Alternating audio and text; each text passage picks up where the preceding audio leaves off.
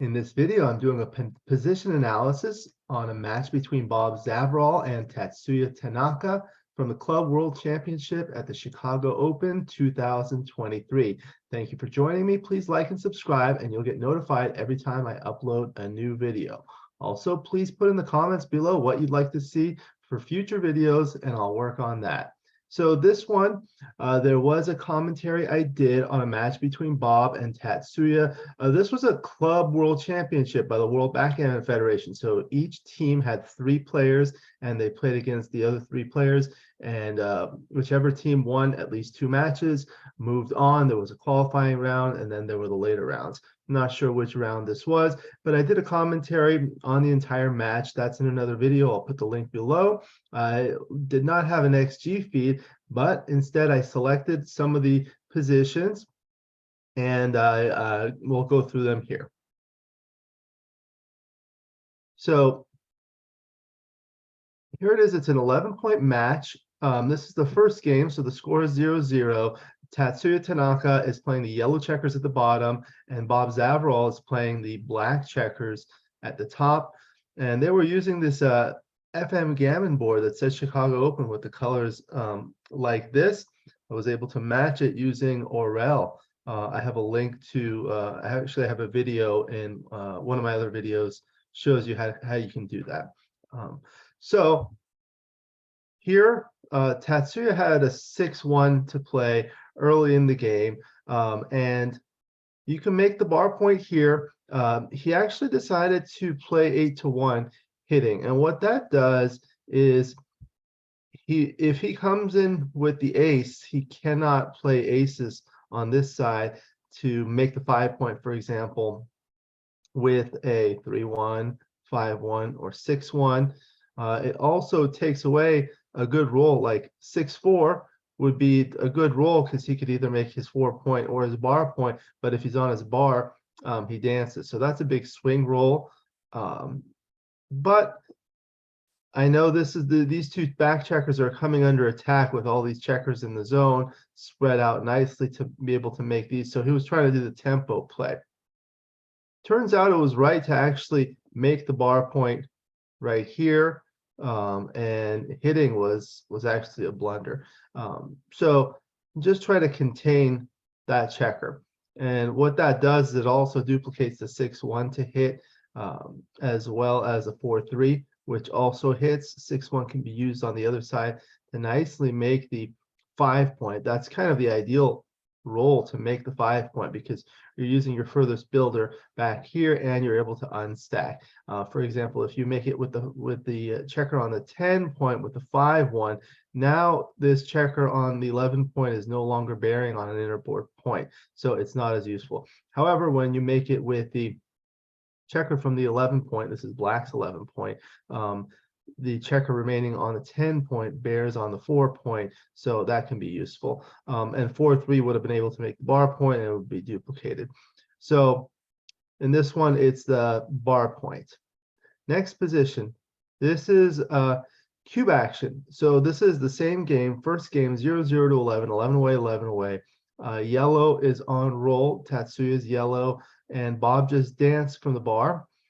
Now, Tatsuya has 9 checkers in the zone, so that's a pretty strong offensive position. If he had 1 more, that would be, of course, even stronger.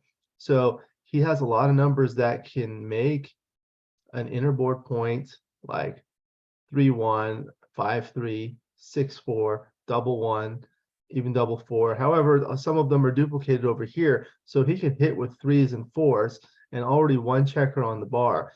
If he hits one of these checkers, which he's a favorite to do, and he might likely just bring down another checker, and if Bob dances or brings even 1 checker in, he's lost his market. This one in the tournament matches, they don't play with the Jacoby rule, so you don't have to turn the cube to win a gammon here. So here you can actually win a gammon without doubling.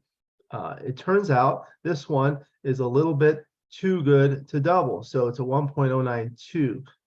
It's a big blunder to take. Bob correctly passed, but This one, you have to kind of think about things and see whether it's too good to redouble or to initially double. 2 points in a match is pretty good. That's almost 20% of the way to your goal. Next position, this was a double one by Tatsuya in the next game. So now he was leading 1-0 or 10 away, 11 away. And he got a double six. This one was hard to see. So not a lot of good options when you have these two heavy stacks we call candlesticks. So of course you can't move these checkers. You could move these checkers to make the 2-point. That does unstack it. You could bring 2 checkers down or 3 checkers down to make the bar point. You could point on head with 13-1 twice. That's what he did, I believe. And then you could also come out, or you could do something in the middle. It turns out that it was best to make the 2-point and then hit loose on the ace point.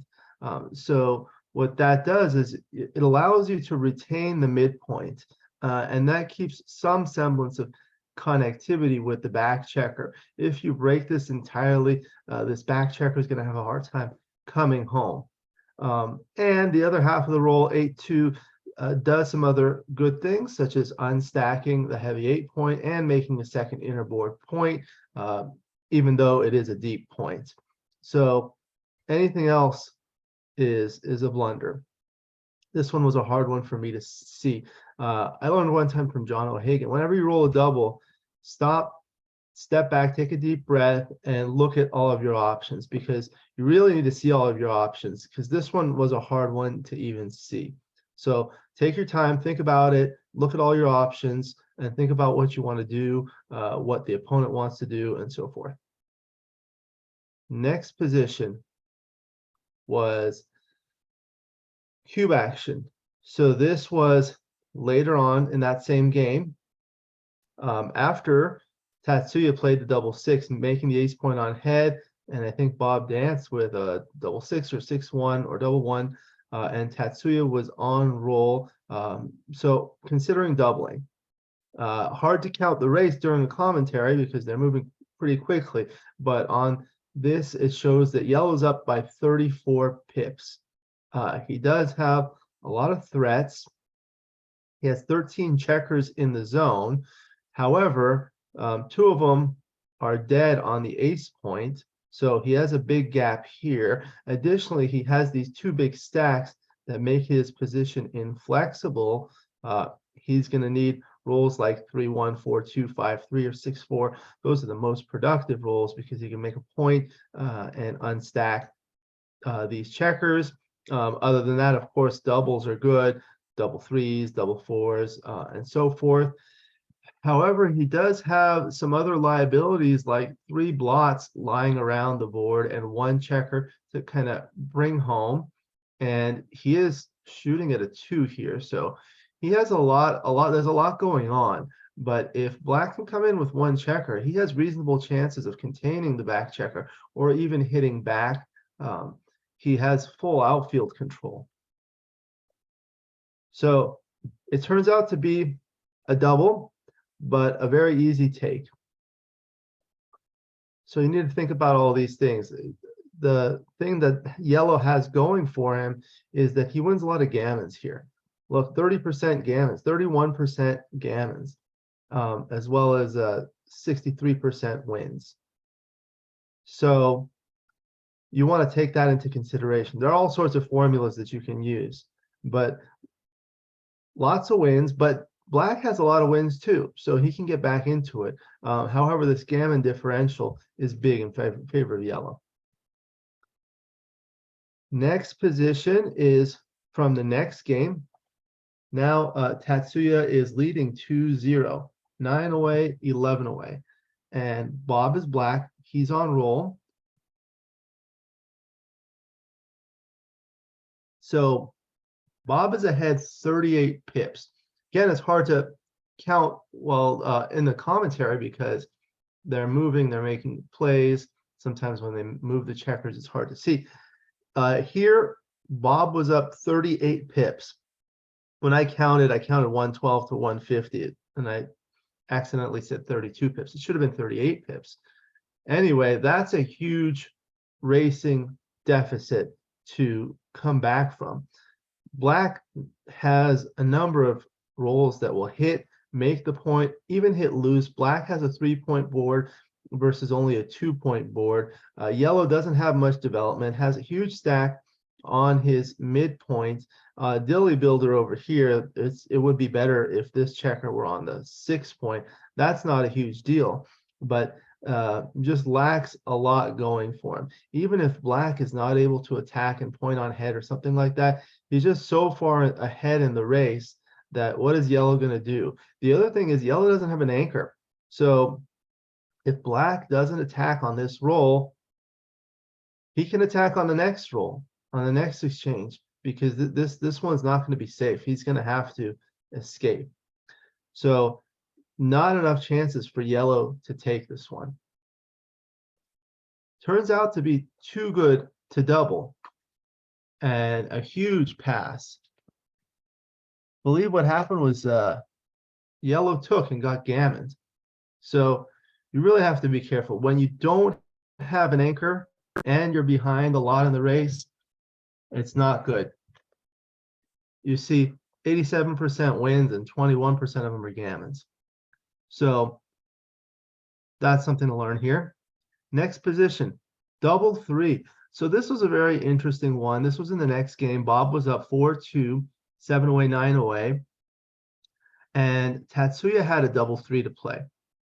Believe what he did was move these 2 checkers up and then make his 5 points. That does look good because all these checkers here are looking to kind of make these points. And when you make the advanced anchor, it's much harder to do that. And it puts pressure on these points. However, this is what we call the 6-1 formation. That is a term given by Bill Roberti in some of his recent books. When you play an early 6-1, making the bar point, you have these 2 points out here, but they're stripped. And then you still have 5 checkers on your 6 points. So this is very awkward because you lack a spare on the 8 or the 7. So it makes things inflexible. So if you want to make the 5 point with a 3-1, you'd have to break your 8 point, or the 5 point with a 2-1, you'd have to break the bar point. So this is rather inflexible. So because of that, it's not as urgent to actually go up there. Turns out you can make the 5 point and you can make the 3 point with the double 3, and then you have a solid 5 prime with the back of the prime slotted. This back checker is going to have a really hard time to get out. It also duplicates the 6-1 that he would need to escape and hit, as well as make the 5 points.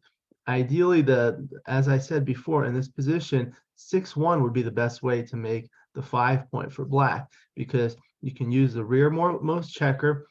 You can unstack the heavy 6 point, and the remaining checkers in the outfield are all bearing on at least one innerboard point. Making it with 5-1 would use this checker on the 10 point, and now this checker remaining on Black's 11 point would not be bearing on an innerboard point. So that's something important to note.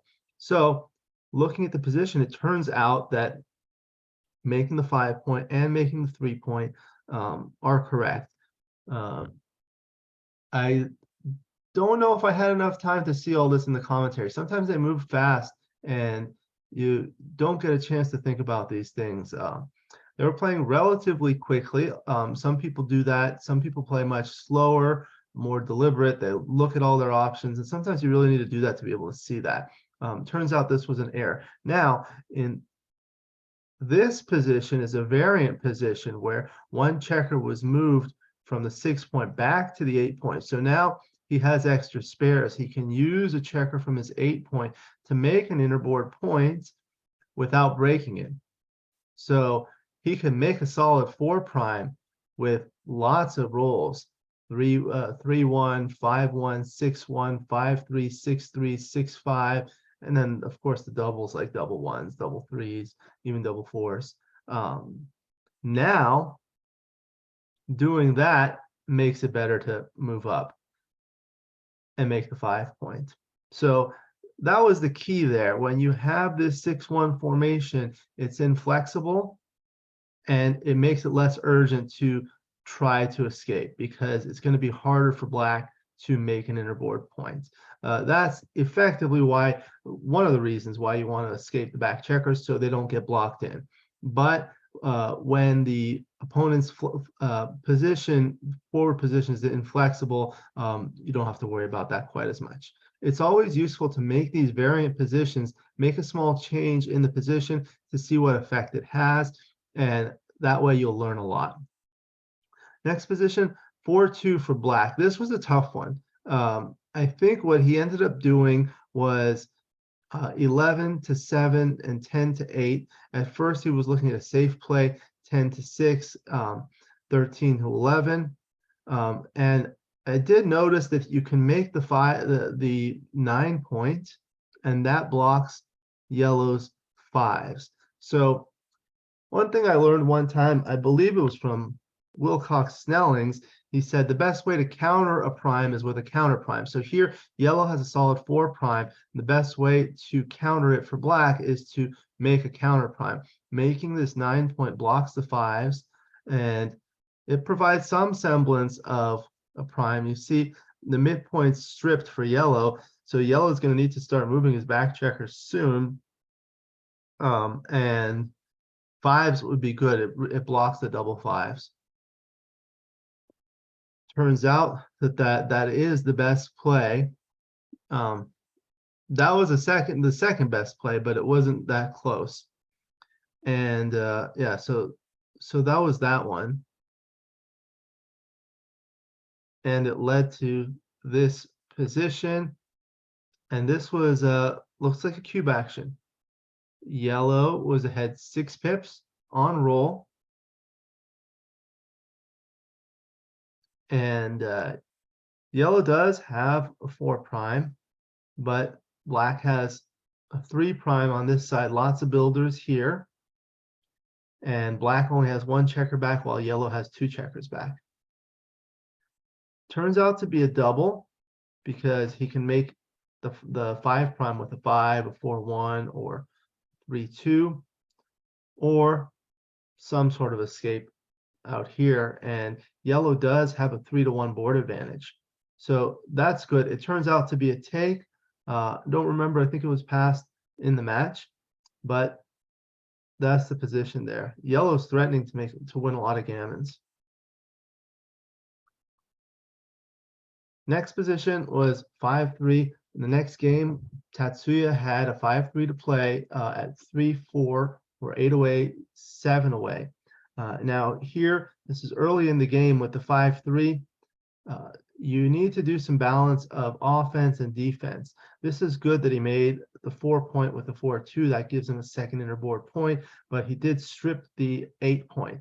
Playing the 5-13-8 does a couple of good things. At first, it unstacks the heavy midpoint, and second, it brings a spare checker onto the 8 point, which can be used for later to make innerboard points, like the 5 point with a 3-1 or the 3 point with a 5-3, something like that. It also brings a 9th checker into the zone. It provides attacking potential. After doing that, it's not really urgent to bring another checker back. You really want to split the back checkers, and that will allow you to possibly make an advanced anchor, give better control of the outfield, or even escape a back checker. I recommend the book Back Checker Strategy by Michihito Kageyama. He explains all of these things, when to split, when not to split, and so forth. So in this position, it turns out that was correct, bringing one down and splitting the back checker. Bringing 2 checkers down, it's a play I commonly see by players, but here it's an error. Next position, yellow is on roll. Same game, 3-4, 8 away, 11 away. Now yellow is up by 28 pips. That's a big racing lead. He has 10 checkers in the zone. He has a 2 point board, and so does black. Yellow has 1 checker back. Black has what I call 2.5 checkers back. These two are all the way back, and this is halfway back because it's not quite to the midpoint.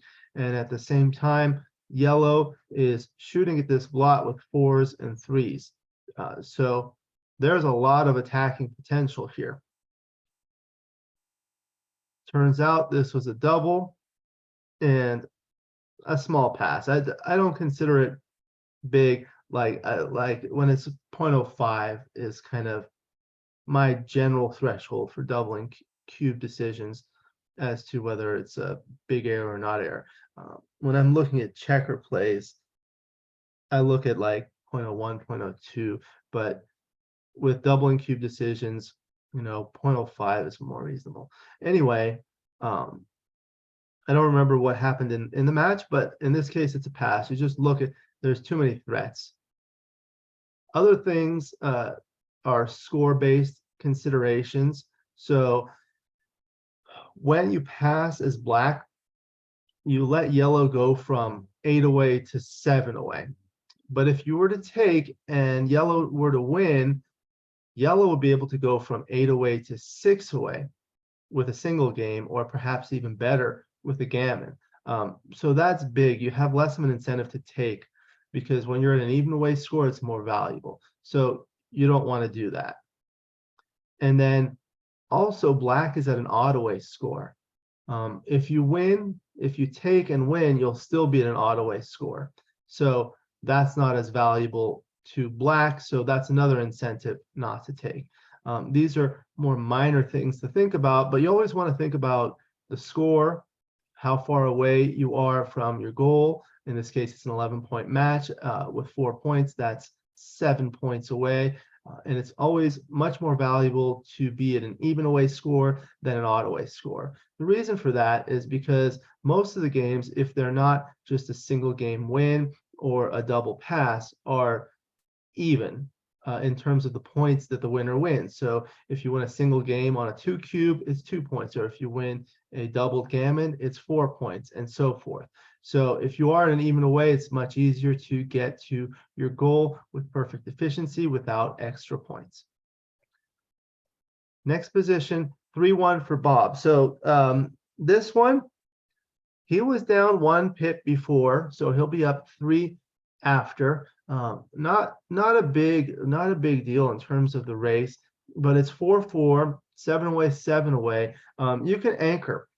But the other thing is you could make the 5-point, and what that does is it gives you a 3-point board, and yellow is not really threatening. He's really trying to just escape these back checkers. He still has the original 8 checkers in the zone.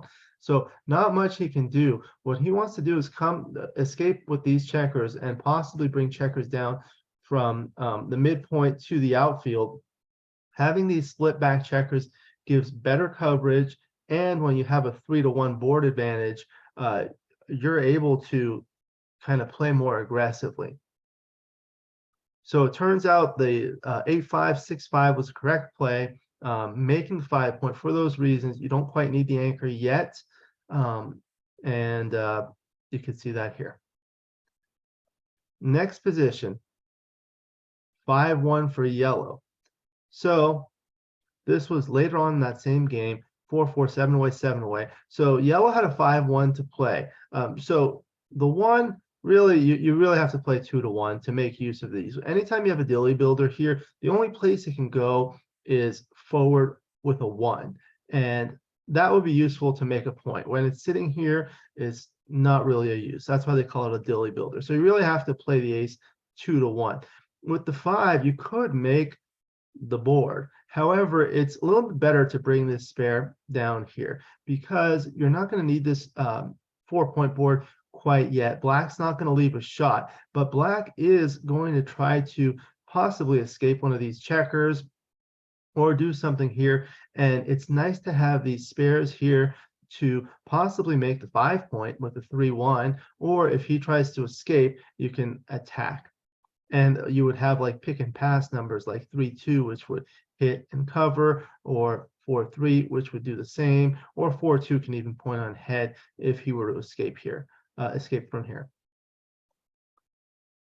So He did make the ace point, which is an error. It was better to just bring the builder down. You are still in it in the race, and you're just trying to come home, and that gives you better options overall.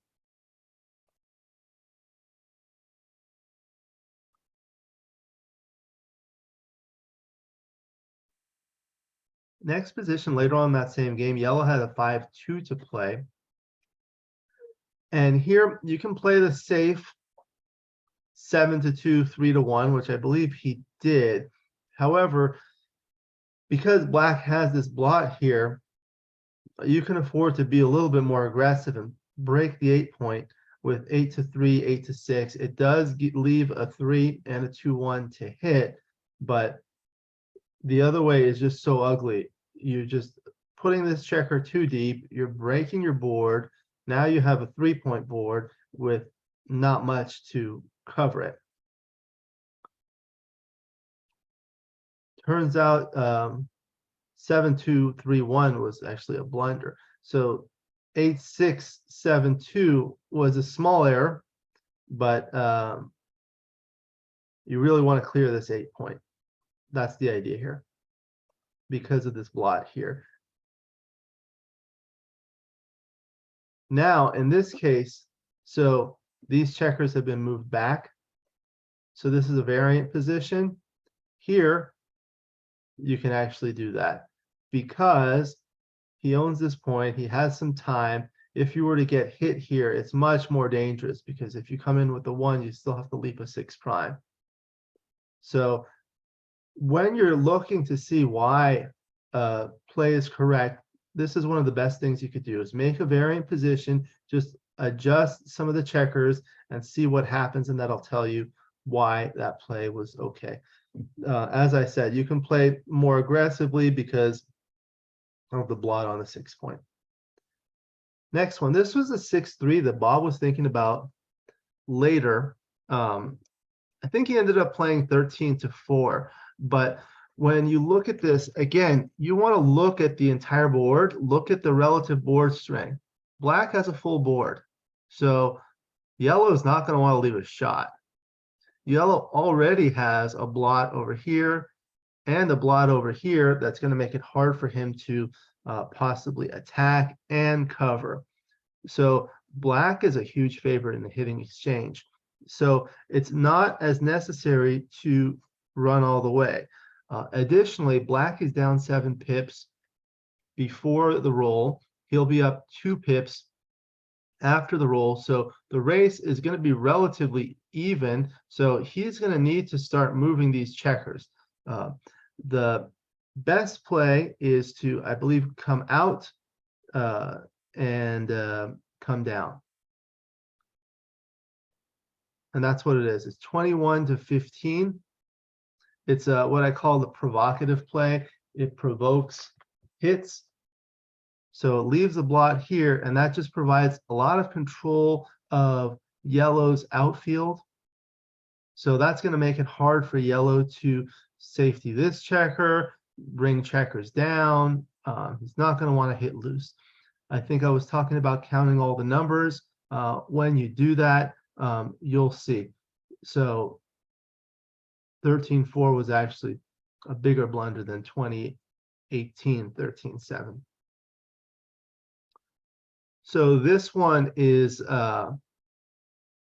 equity swing rolls. You can get this information from Dice Distribution, but I have a separate file to make this.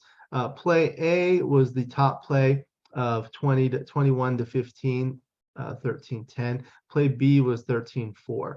The biggest swing roll in favor of play A is 6-1. So if we go back and look, if black plays 21-15, 13-10, and yellow rolls a 6-1, he's supposed to make his 5-point, and that just leaves a lot of shots.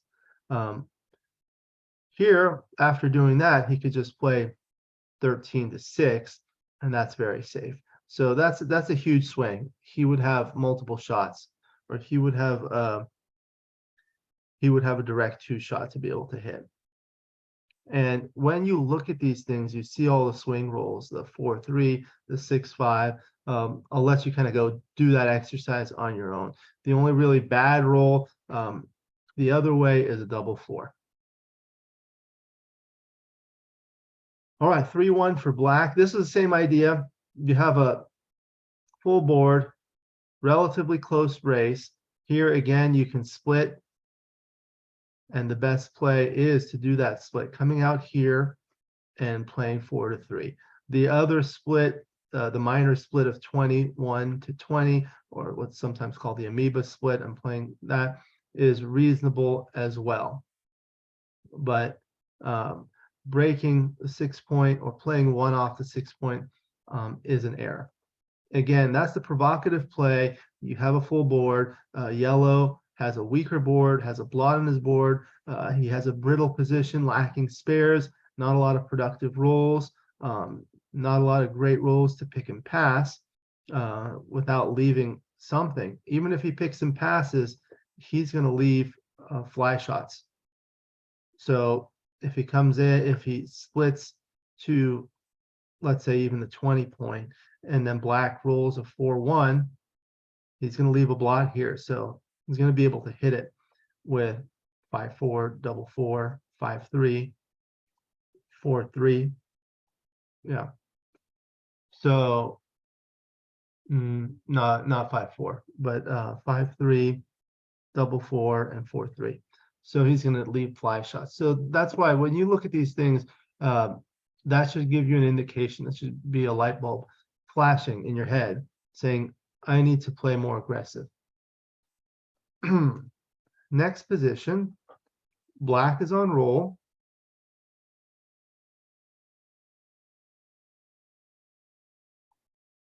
This was in the next game. Tatsuya was up 5-4, 6 away, 7 away. Black is on roll. And he has a 3-point board here with 2 extra checkers here. So 9 checkers in the zone. These are all bearing on the 4 points. So he can make the 4-point with rolls like 4-2, 6-2, 6-4, double 2s. But he does have 3 checkers back. Yellow has 1 checker on the bar, and the other checker is back on the 24 point. Being back there is actually nice because black's not going to try to attack that quite yet. So if he's able to come in with a 1, he has a decent structure on his side with 10 checkers in the zone to possibly form a counter attack. And black's going to have a hard time bringing these checkers home. So it turns out to be a small double, but a big take. Believe it was passed. But when you look at all these things, you need to learn and think about what it's going to take to be able to take a double. When there are only 9 checkers in the zone and there are 3 checkers back, black's going to need a few rolls to bring these around and come home and start to complete the attack. You really need checkers in the zone to blitz. Black only wins 63% of the time, does win a good amount of gammons, 26%. But yellow wins 37% of the time and is able to take here. Now what happens is I move the checker from the 24 point all the way to here. It's still 9 checkers technically in the zone, but only 2 checkers back. That one on the midpoint is huge. Now it's almost a pass. So that makes a big difference. You really need to think about those things, take everything into consideration to determine the cube actions. Next one was the double 5. This is the one where Tanaka, I believe, quickly made 2 interboard points, the 8-3 and then 6-1 twice.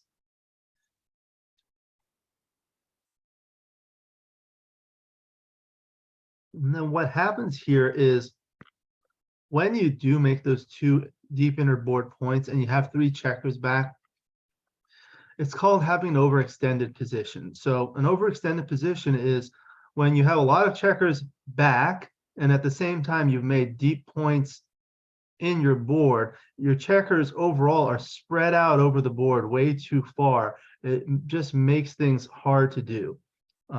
So making the 3-point on head is good, and that's part of it.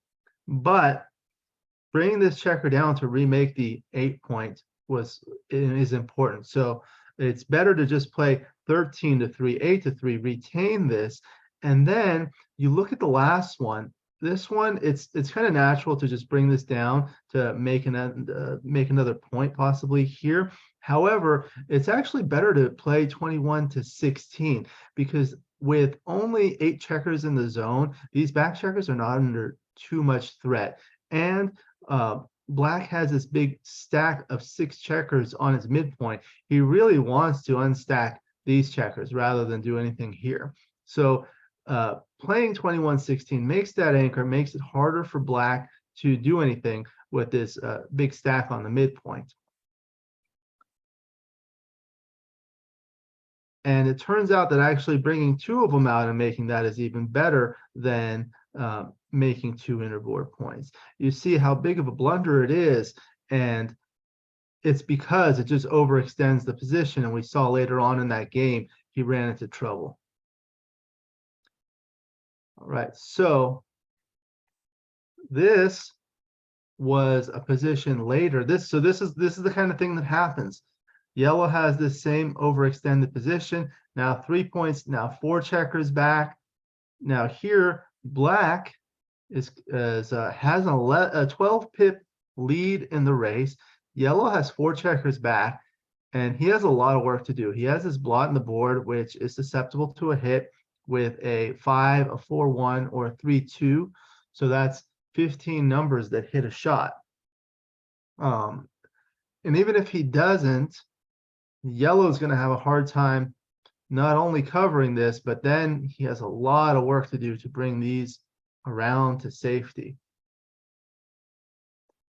Turns out this is actually a pass. And this was a tie score, 6 away, 6 away. A lot of people don't think about doubling when you're on the bar. There is a saying that goes, every turn you have when you have cube axis is a potential doubling opportunity. So you need to think about that.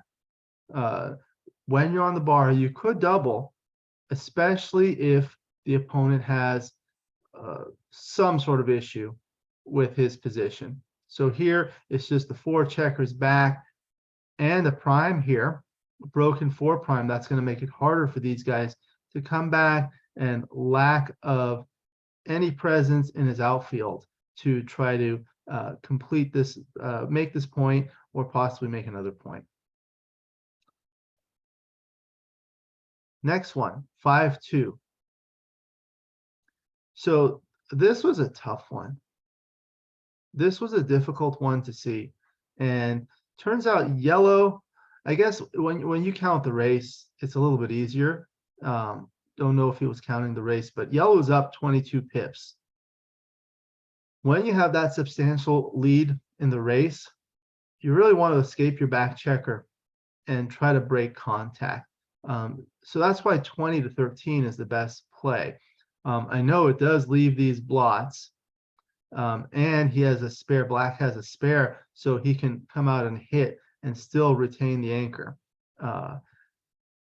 The other possibility was maybe 20 to 15 and then 11 to 9, but it's actually better to go 20 to 13. Here we look at that.